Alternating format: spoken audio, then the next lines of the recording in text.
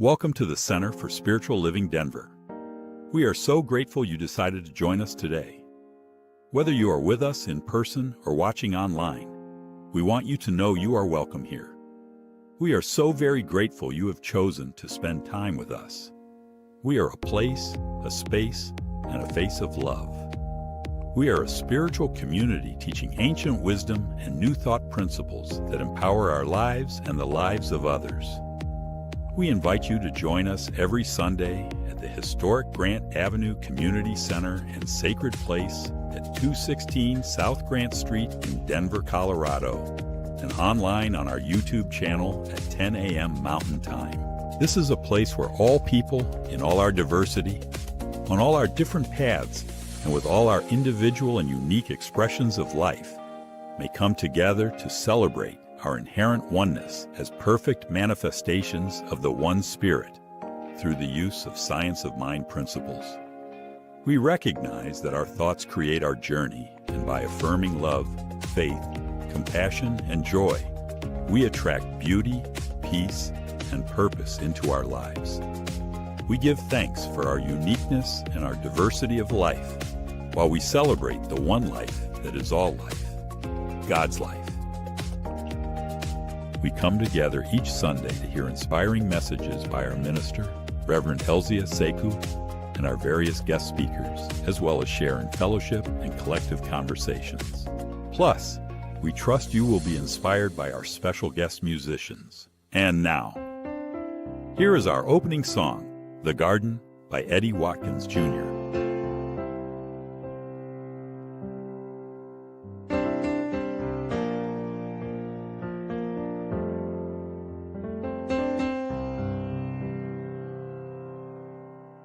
There is a garden where dreams come true,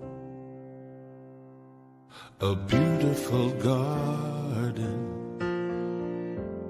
where God's grace blooms. There is a garden where everything grows, a beautiful garden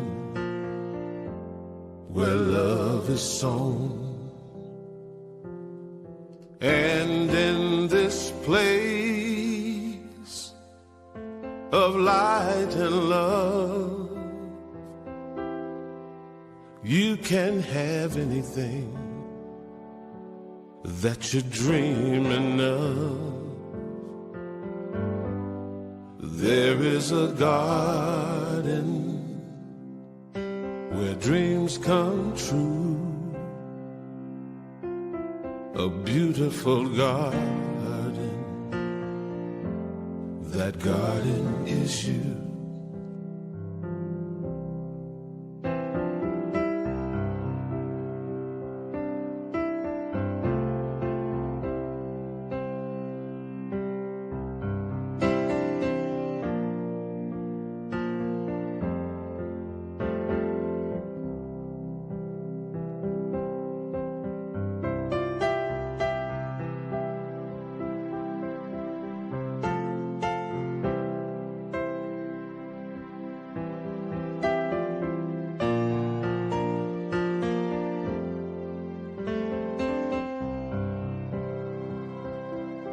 And in this place of light and love, you can have anything that you're dreaming of. There is a garden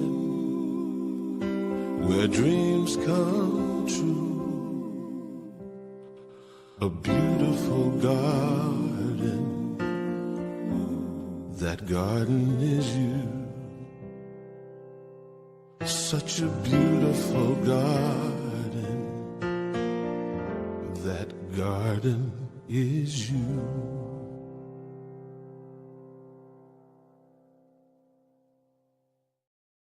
So, in our seats, take a nice deep breath and relax. You have some coffee. And then we'll get started. We're going to start with a song by Eddie Watkins Jr. The Garden by Eddie Watkins Jr. This is a song that relaxes you. And just remember what a great day this is, the day that we're all here together, and we say hi to everybody at home who's listening. Everybody, oh, I'm speaking too quietly. Is that what I'm hearing?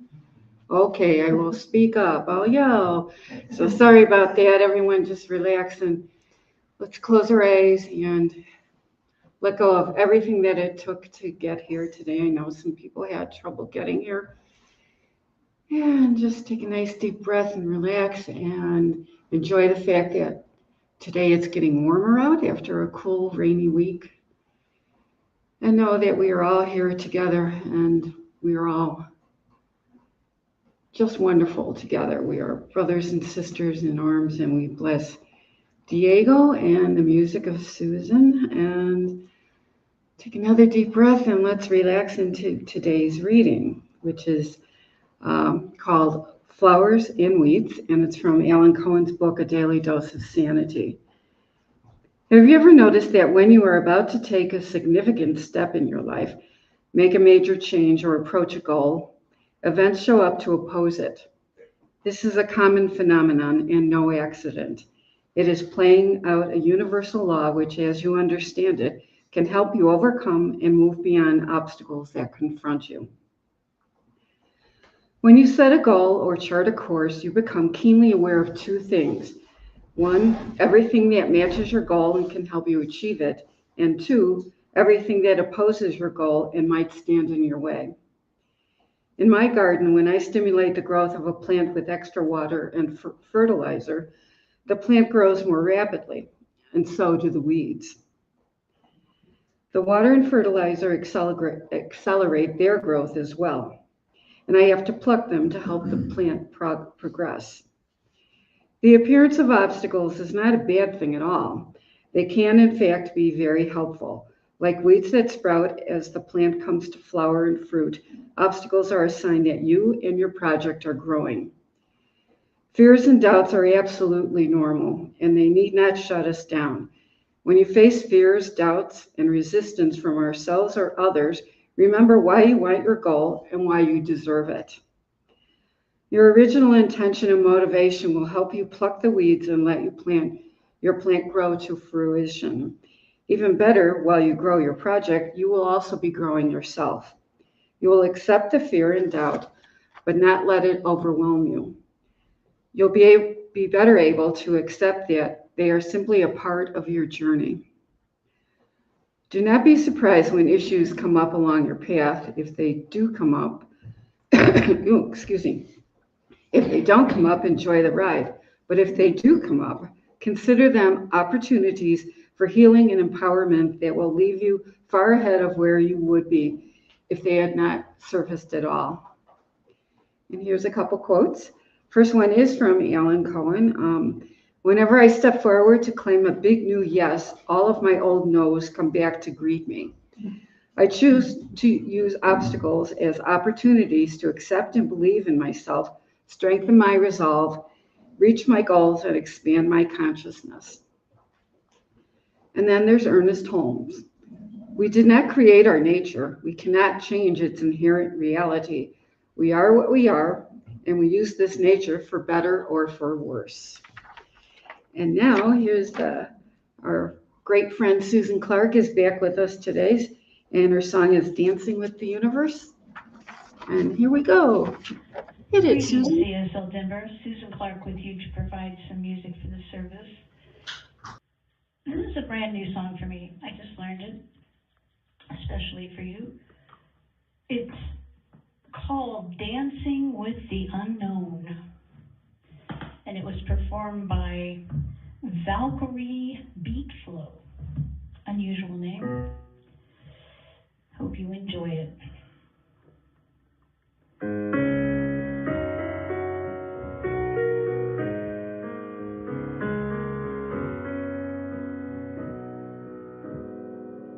I don't know what tomorrow brings, but I've learned to trust in simple things.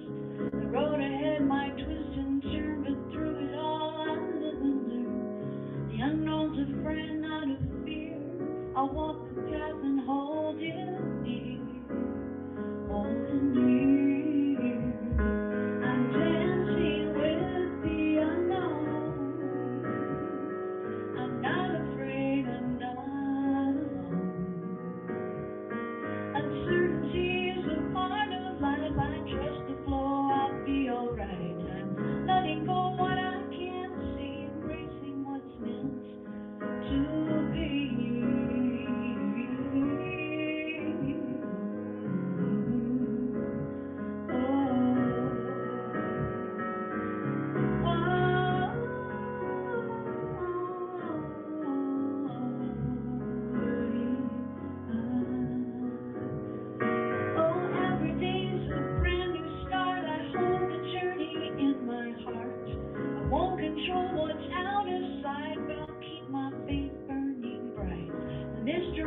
where magic lies. I'll face the unknown with open eyes.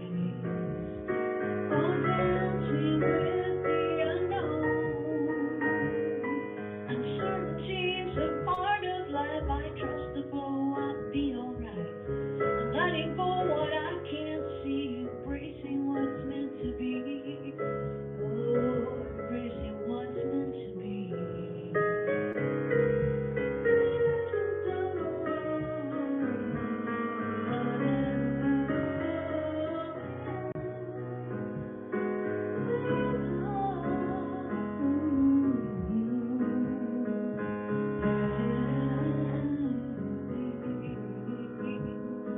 I'm dancing with the unknown. I'm not afraid, I'm not alone. Uncertainty is a part of life. I trust the flow, I'll be alright. Letting go of what I can't see, embracing what's meant to be. In the chaos, I find peace. The unknown brings such sweet release. I don't need all the answers now. I'll trust the journey will show me how.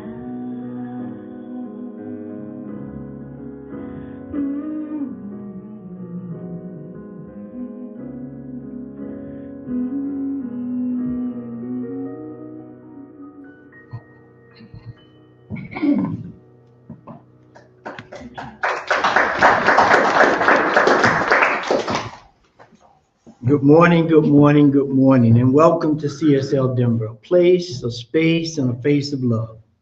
A spiritual community teaching ancient wisdom and embodying universal principles so that we are a divine direct connection to all there is that allows us to move with ease and grace and really begin to step into who and what we are. So at this moment, you know,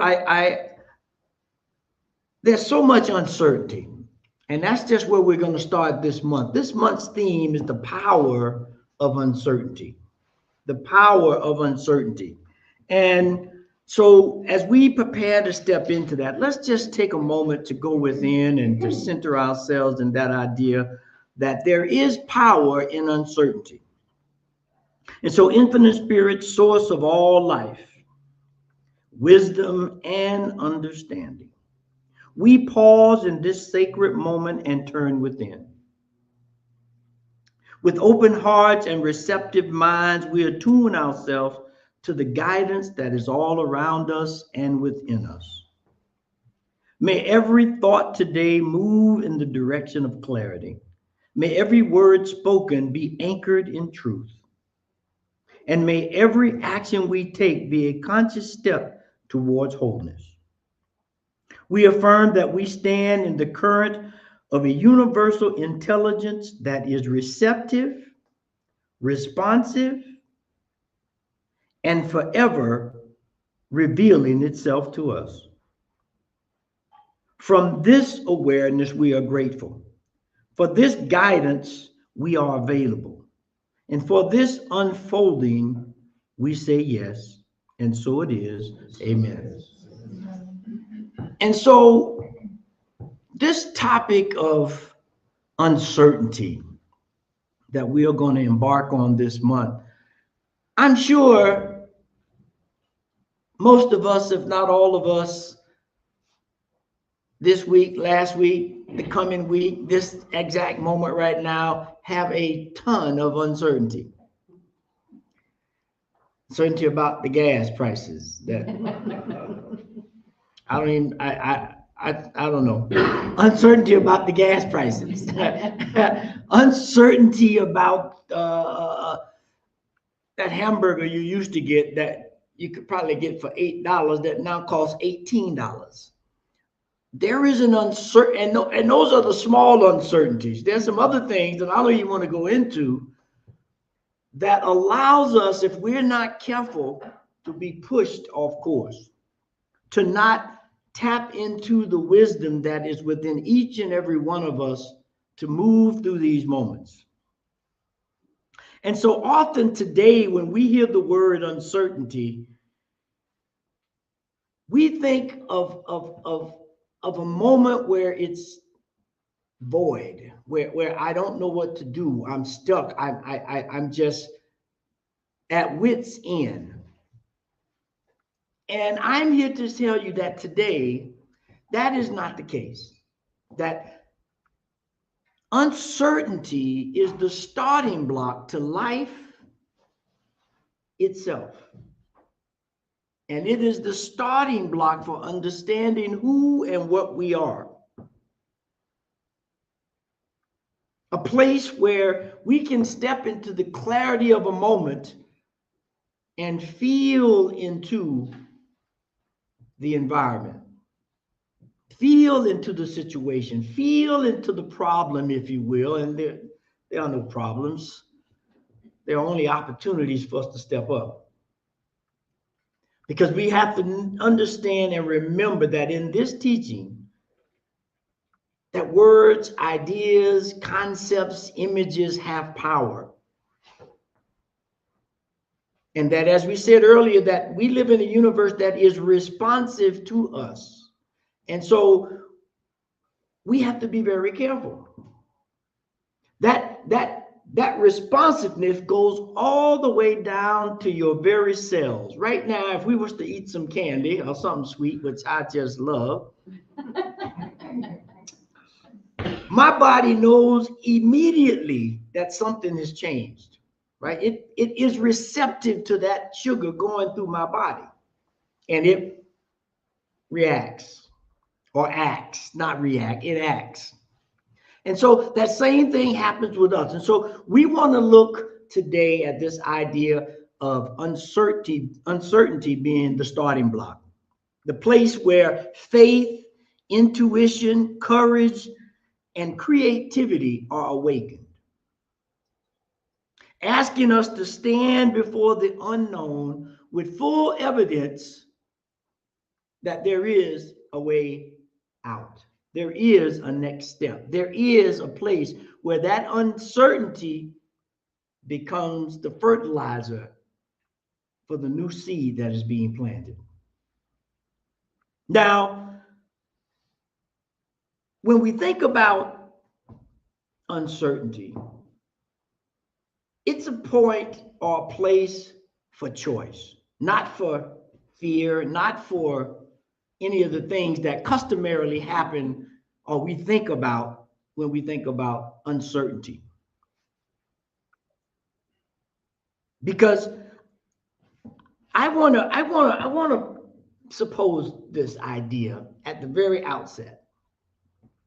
So if we go back in time, before there were universities and before there were laboratories and all the quantum physics and all these words that we use to try to describe and get close to the infinite, before any of that stuff happened, there were a group of people, if you will, across the globe that sat in the plains and sat in the mountains and sat by the river and were open to the possibilities of what is this thing called life and how do we navigate it.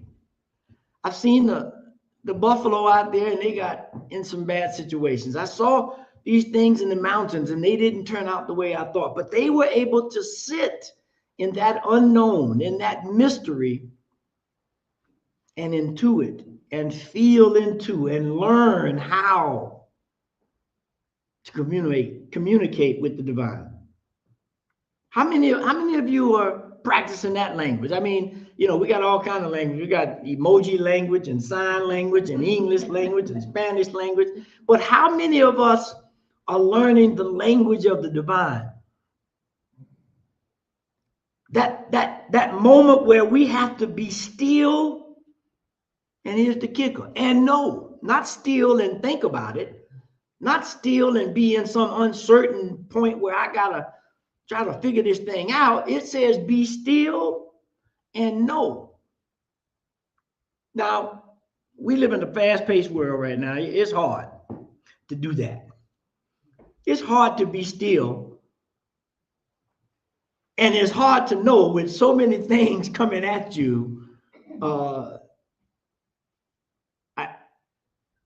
I don't know. I think about AI and what AI can do for us on the plus or minus side of the ledger. You figure what part of the ledger you're dealing with.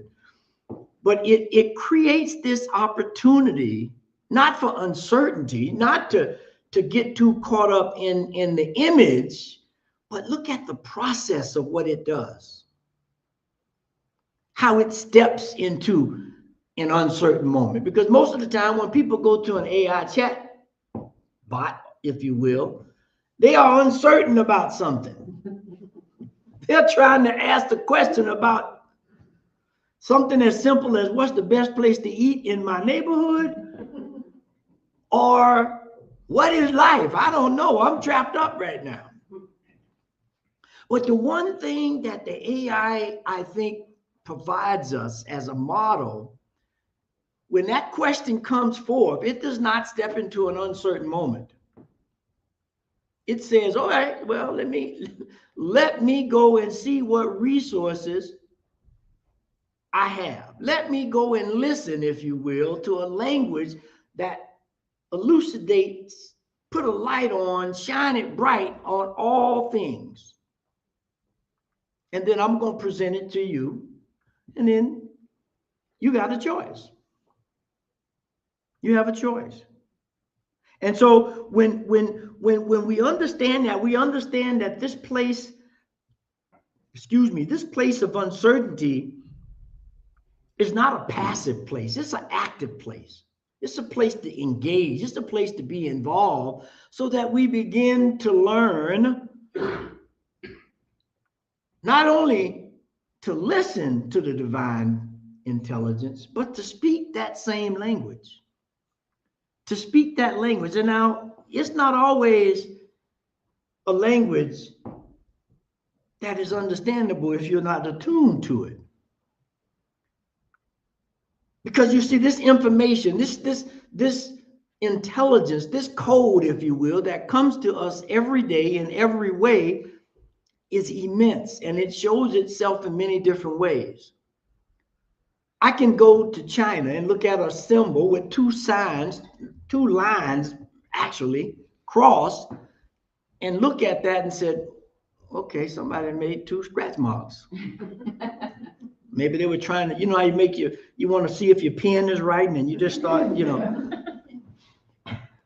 But in China, those two symbols means human being. There's a code there. There's a language that's being spoken that if you're not attuned to it, you miss the point. You miss the point. And so when we live in a world that is oriented towards intelligence, there is nothing uncertain. There's no need to be paralyzed. There's no need to stand in doubt.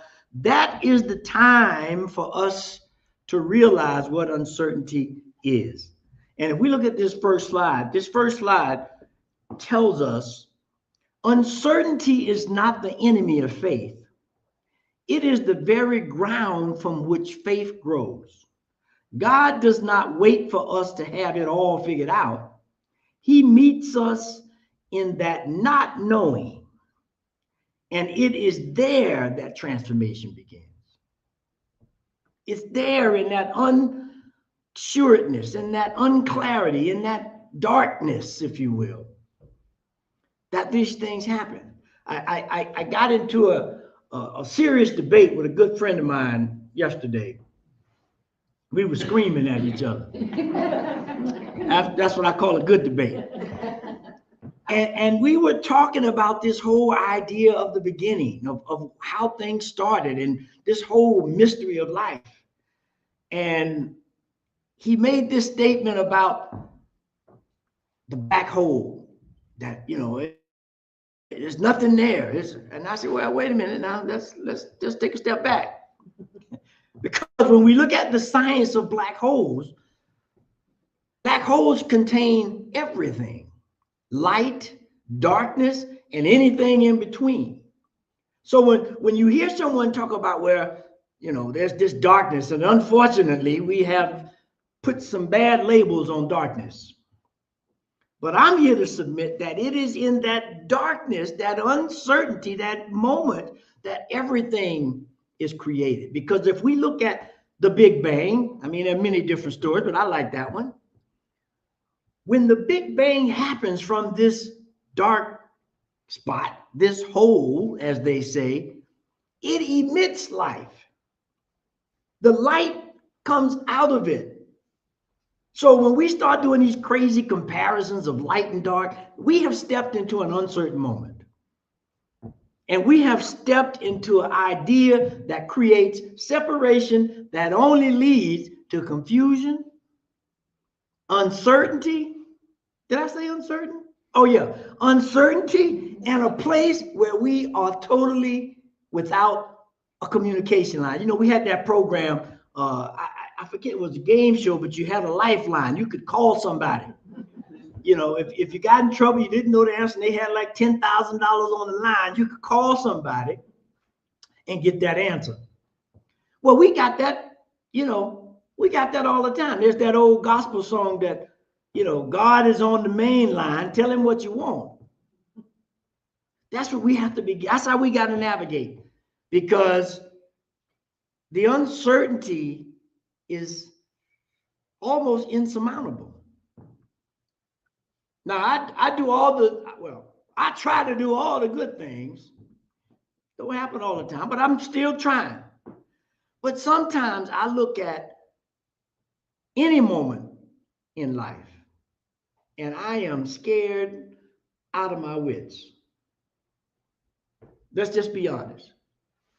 Because when I look at point A and I look at point D, and sometimes you're not in a position to make that connection.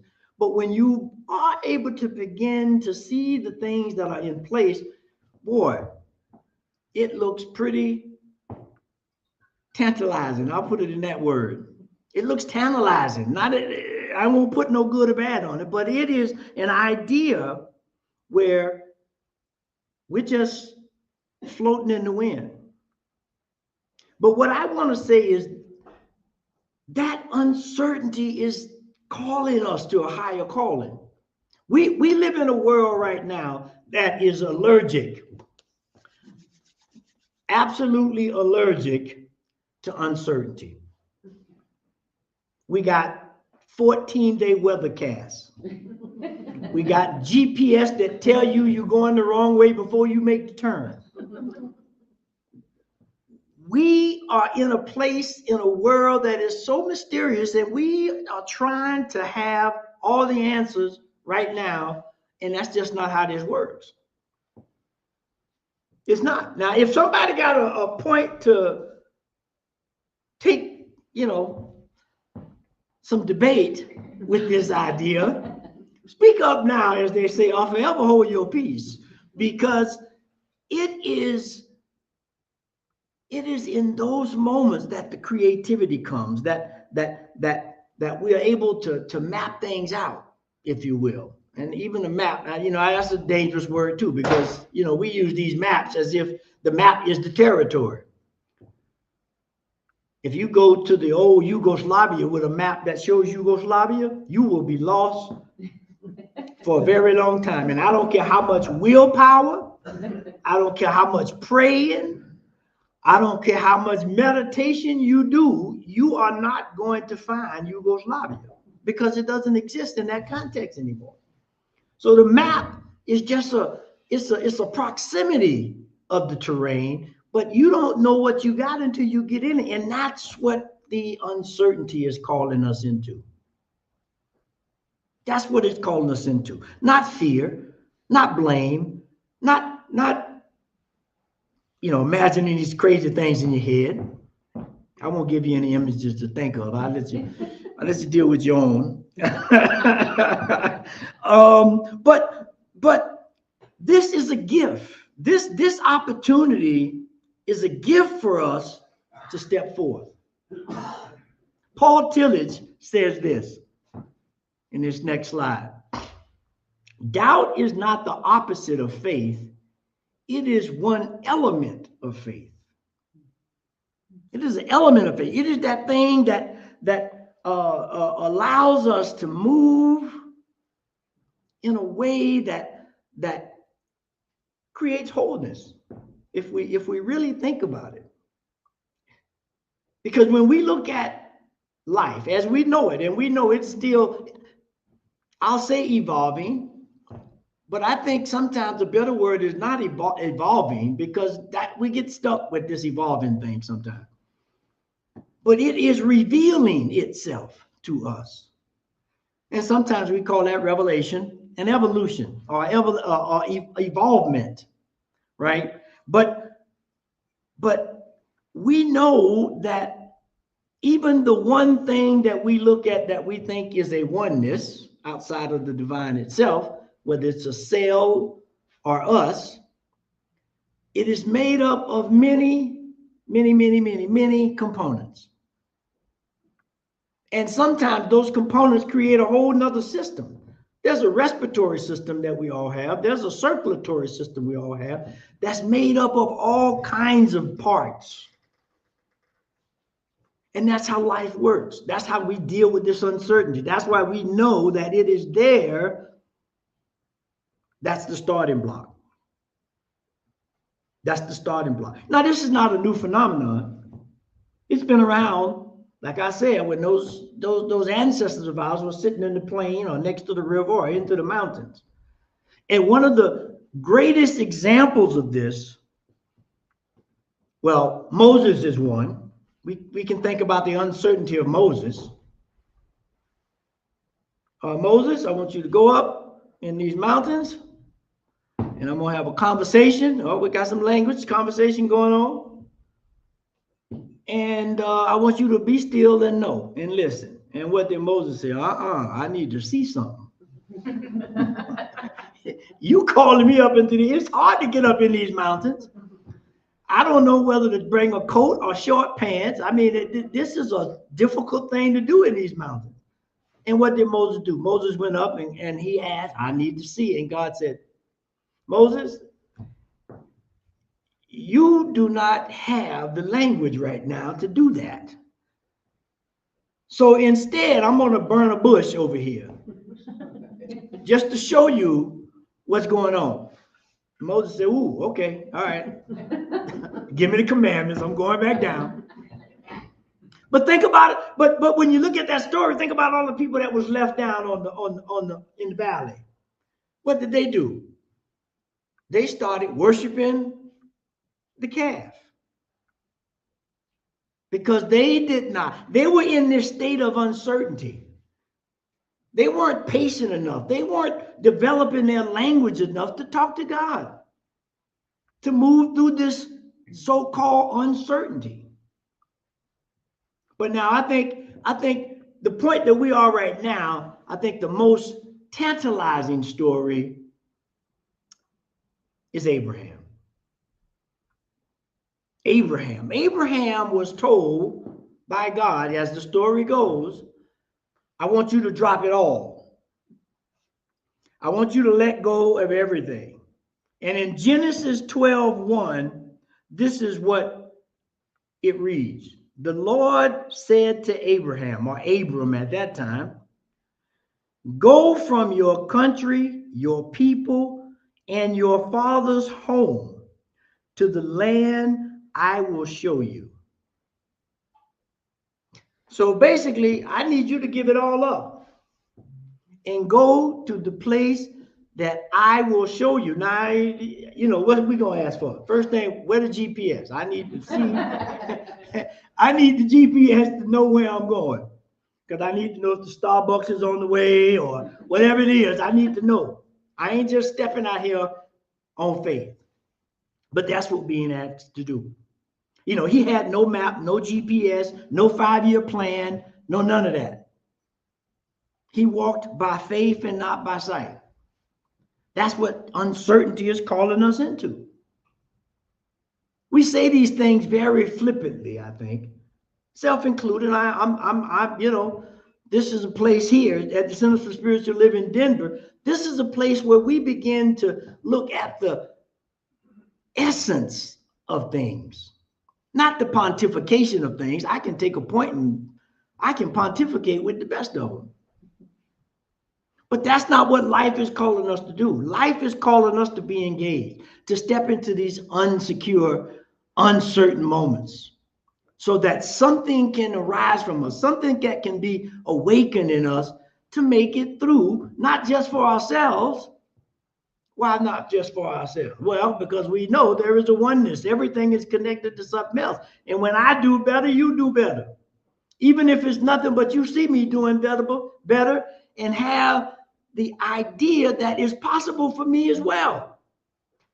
Now, if I'm really engaged, I'll do some other things than just be, right? I'll start doing some helping. I'll help you dig up the garden so we can plant some new seeds. But we have to begin to get beyond this uncertainty of all the things going on around us. Because if we don't, we will be stuck and paralyzed. That I won't say always, but almost always lead to a bad situation. You don't want to get in the middle of the street trying to cross and cars are coming and get paralyzed trying to figure out which way to go, because that's going to be a real problem, right? You have to make a decision of how you're going to engage this thing called life, certain or uncertain, and you got to move. You got to move. And quiet as it's kept, we're not the first generation to have to deal with this.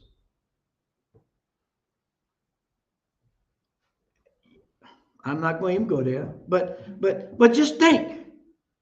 There are stories and history for millennia, multiple millennia, that talks about how people who face difficulties, uncertainty, was able to make it through.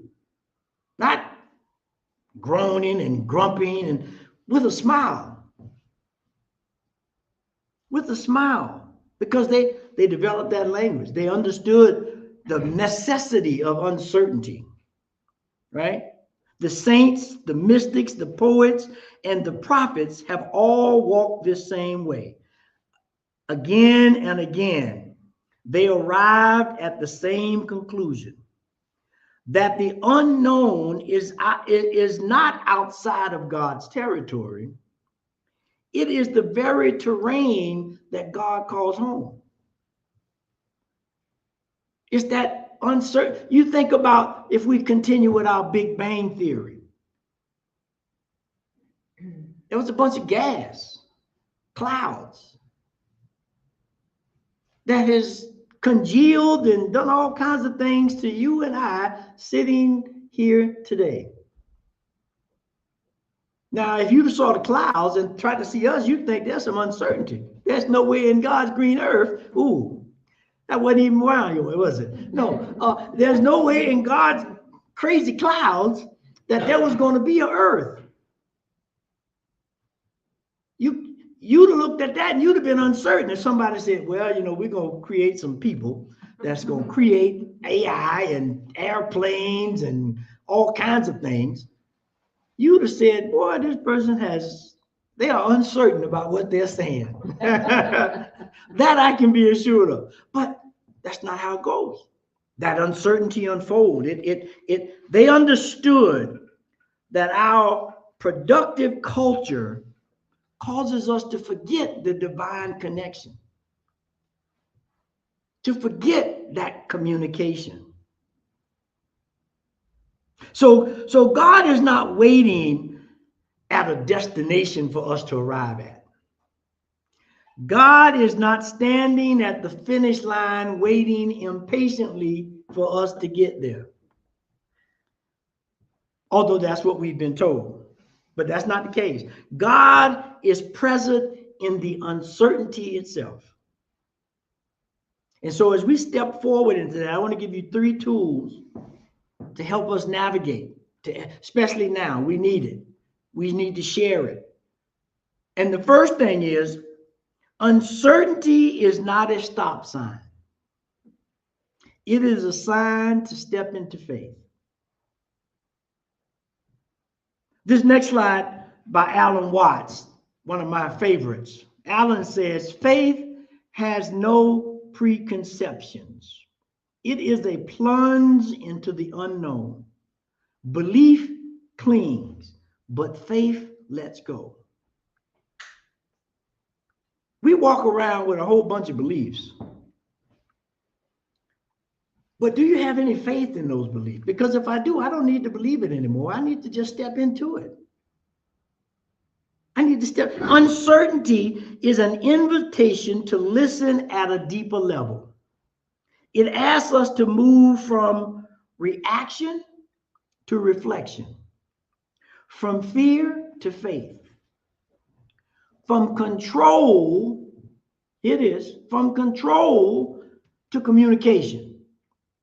We back to that language again. And when we look at our ancient ancestors, how did they communicate, or how did they begin? They did it each and every way that you can think of. They looked at the stars. They looked at the river. They looked at the snowflake. They looked at everything to understand the language of the divine. But you got to pay attention. You got to be present. Can't get sidetracked with all this other stuff. Because if you do, you ever went to a test and you half studied? Yep. And you know, and you try to talk yourself into believing that you're ready. And you get in that test and you say, oh Lord, I made a mistake. I didn't do my homework. I didn't reflect enough. But we know that idea that faith is the substance of things hoped for, the evidence of things not seen. So I got to rely on that, but I got to lean into that. I gotta prepare for that, or else I'm gonna be moving from fear to fear to fear, not fear to faith. The human mind wants a map, a timeline, or something like that, but that's not what's going to happen. That's not how it happens. And so once we understand this, our idea that it's not a stop sign, it's a sign to call us forward. The second thing we need to know, we see this and we hear this all the time. Got to surrender. Uncertainty is a call to surrender to the mystery. This next thing from the Tao Te Ching says this: the Tao does not ask you to know the way. It asks you to be still enough to feel it. Uncertainty is not a detour from the path. It is the invitation to return to the roots of deep stillness. Deep stillness. Now that's hard, given what we're dealing with today. Deep still. Now we can be still, but deep still, that means I can sit here and hear my heartbeat, not from my heart, but in my hand or in my feet, because that oneness is circulating all around. Are we doing that? Are we listening to that? Are we listening to whoever and whatever say all kinds of things that gets us off track? Because we are, I asked us, let's take a step back. Let's take a step back. Because this moment is when we stop fighting long enough to feel the presence of the divine. When we surrender, we stop fighting. We stop trying to figure it all out, and we just allow the divine flow of intelligence to move through the world. Now, once we've done that, we begin to see that uncertainty is the doorway to the next reiteration, the next rebirth, the next, pick the word that means newness, wholeness, oneness, into another way of living, in another way of seeing. It's a doorway to faith and understanding, this uncertainty thing. And Ernest Holmes says this. Ernest Holmes, our founder, says, nature will not let us stay in any one place for too long. She will let us stay just long enough to gather the experience necessary to the unfolding and advancement of the soul. Truer words have never been spoken. That's a month-long meditation right there by itself. Just trying to understand, just trying to feel into it, just because that is the nature of the universe. The nature of the universe. Uncertainty is not a lack of faith.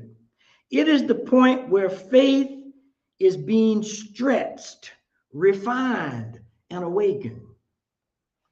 That's what we're dealing with. Just 200 years ago, there was no such thing as a TV. Most definitely no such thing as the internet. But somebody kept searching, and they awakened to this idea of life, of information, of a code, if you will. And they leaned into it. This doorway is the very entrance to where faith learns to stand in the question and understand that we walk by faith. You look at any invention, any law, any of that. Somebody said, I wonder what? I wonder how. And it revealed itself to them. So as we enter this doorway, let me say this. Let me just give you a quick story because I know our time is short. There was a lady named Miriam who worked for the forestry department up in the mountains. And she did it for 40 years. She was the caretaker of the mountains. They almost wanted to call it her mountain. And she knew all the nooks and crannies and paths and everything. But then one day, after 40 years of working on that mountain, she began to lose her sight. And her granddaughter had heard so many stories about this mountain and her grandmother and so forth. And she went to visit her, not knowing that she was losing her sight. And she said, Grandma, I want to go on this hike, but I see you losing your sight. And the grandma said, oh, no. I'm ready to go. Let's go right now. Because she understood that she had learned the language to be able to navigate. By sight? No. But by sound, by feeling, by taste of the moss elements in the air.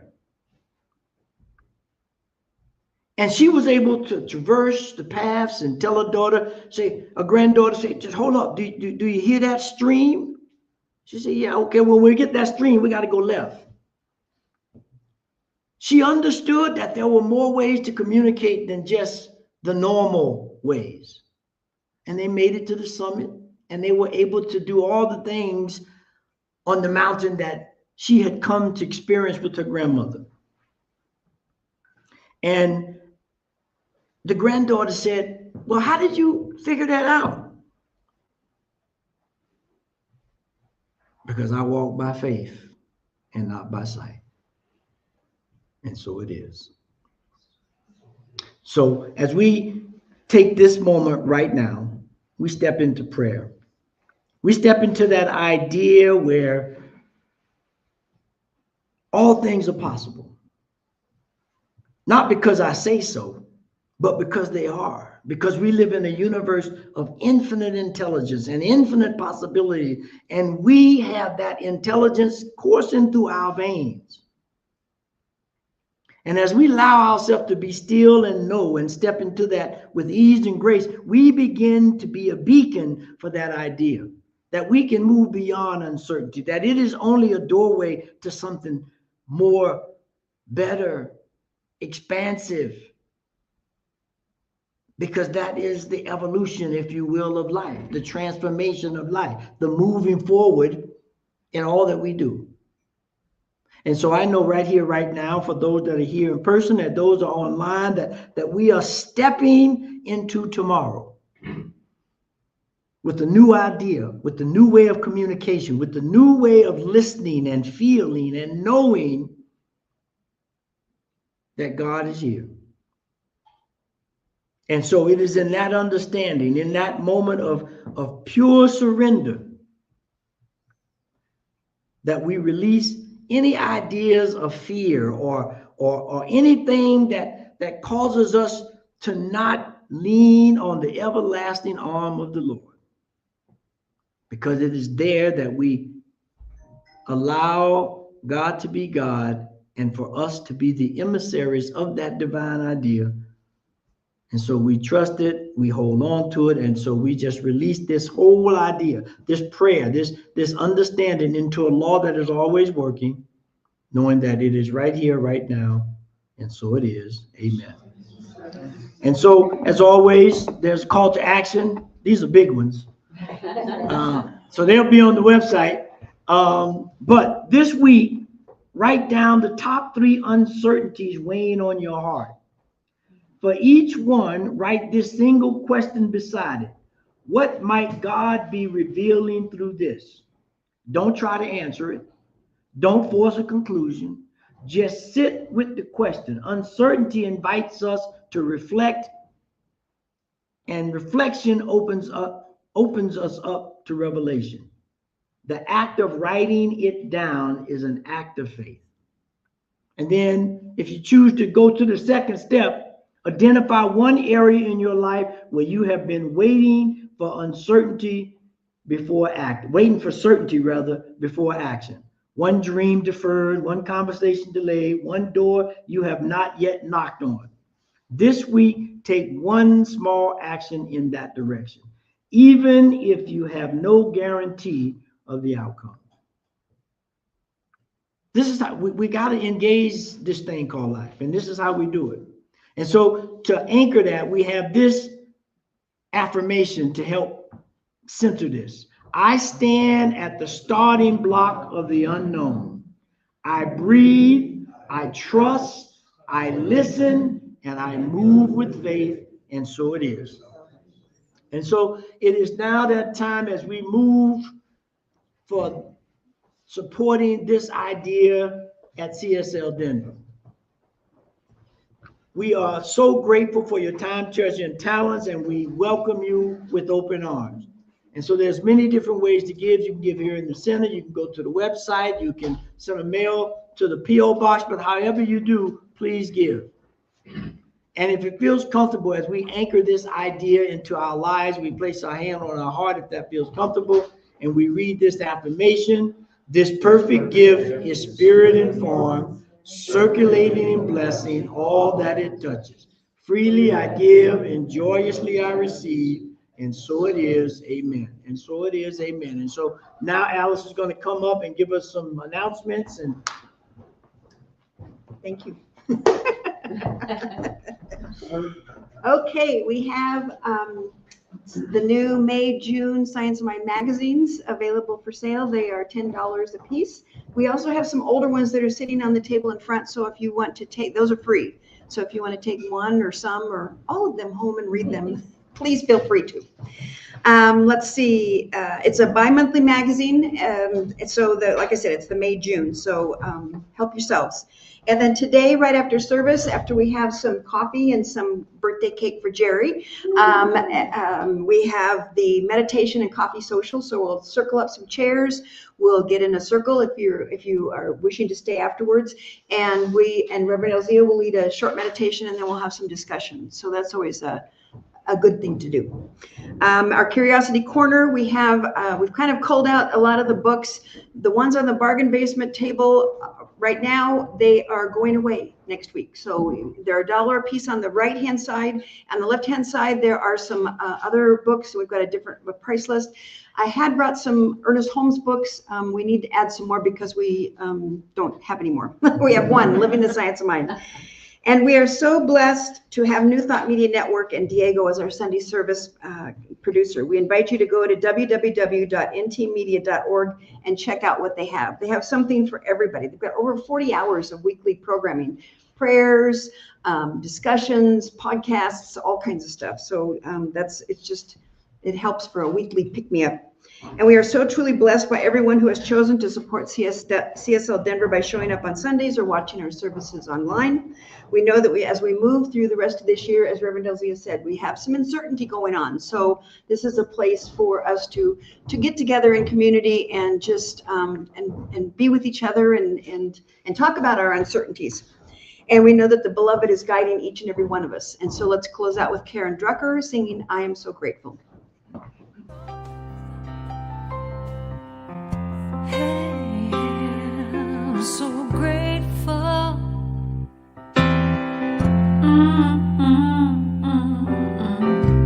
I'm so grateful. I'm so grateful. I'm so grateful for all that I have. I'm so